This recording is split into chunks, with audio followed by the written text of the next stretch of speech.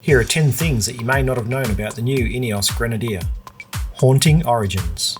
Like so many of man's previous achievements, the original concept for the Grenadier was thought up while consuming alcohol in a pub in London called, you guessed it, the Grenadier.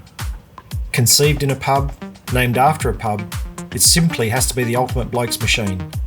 On a side note, the 300-year-old Grenadier is actually haunted. Make sure you try their famous beef Wellington if you visit post-pandemic. Price. Usually people talk about price last. Well, we're not usual people, so we're going to talk about it second. Ineos have been quoted as saying that they're not going to build a cheap vehicle, but it won't be priced like a G-Wagon. We're guessing that it'll start around the $80,000 mark and be similar in price to a Land Cruiser 70 series.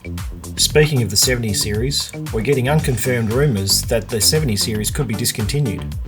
With it potentially going, and the Defender gone, where have all the real four-wheel drives gone? Will the Grenadier be our saviour? Engine. BMW have been chosen to supply a 6-cylinder 3-litre engine which will be available in both petrol and diesel options.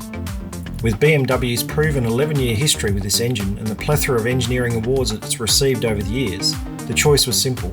Its ability to provide a high amount of torque and power at low engine revs was a major factor in its selection.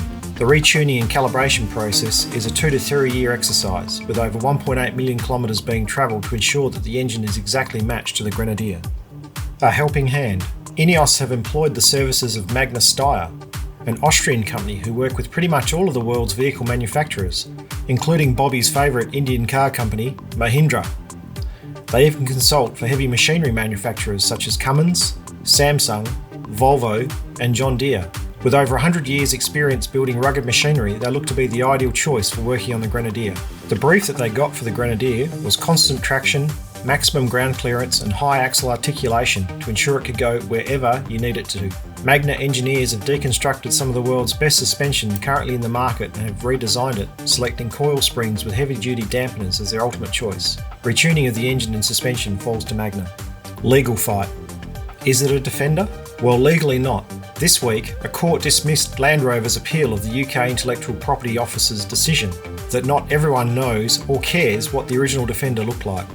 Turns out, Land Rover never trademarked the Defender's shape, which gives Ineos the legal window it needs to bring the new four-wheel drive to life. Testing times. Ineos are currently producing 100 prototype vehicles which will be dispersed around the world for further testing and calibrating. In fact, Australia will be one of the first countries outside of the UK to see the Grenadier late in 2021 or early 2022, while left-hand drive countries such as the US will have to wait a bit longer, boo-hoo. Keep an eye out for a prototype Grenadier on the roads soon. Really technical stuff. The Grenadier is planned to have a 3.5 tonne towing capacity with a 1 tonne payload, an interior that can be hosed down, an optional utility belt stripped to the doors and rear body, what is this, the Batmobile, which allows owners to attach loads or accessories such as jerry cans, a roof strong enough that it can take a load without a roof rack, although a roof rack is an option, storage boxes on the rear side, accessible from the outside for all that dirty, smelly gear that you might be carting, a cargo area big enough to take a Euro-size pallet, exterior wiring with exit points to the front and rear of the roof, which is included as standard, allowing easy access to power auxiliary lamps, work lamps or beacons.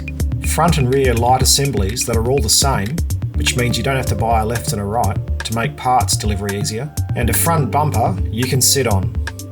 But how is it different?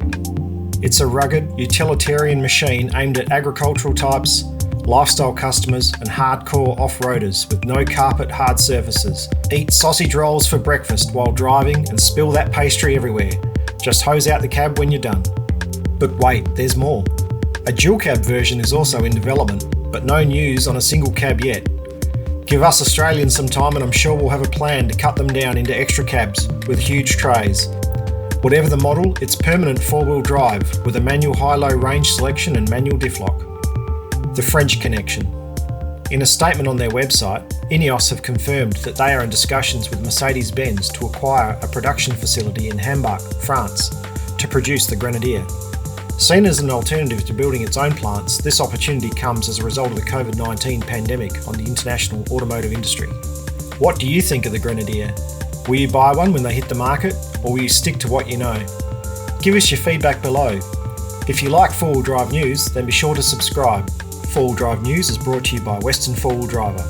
Australia's oldest four-wheel drive magazine, Australian Four-Wheel Driver, exploring Australia one track at a time, Lens Nation, kick-ass digital content, and Bobby's extracted wisdom tooth, now doing time in a specimen jar.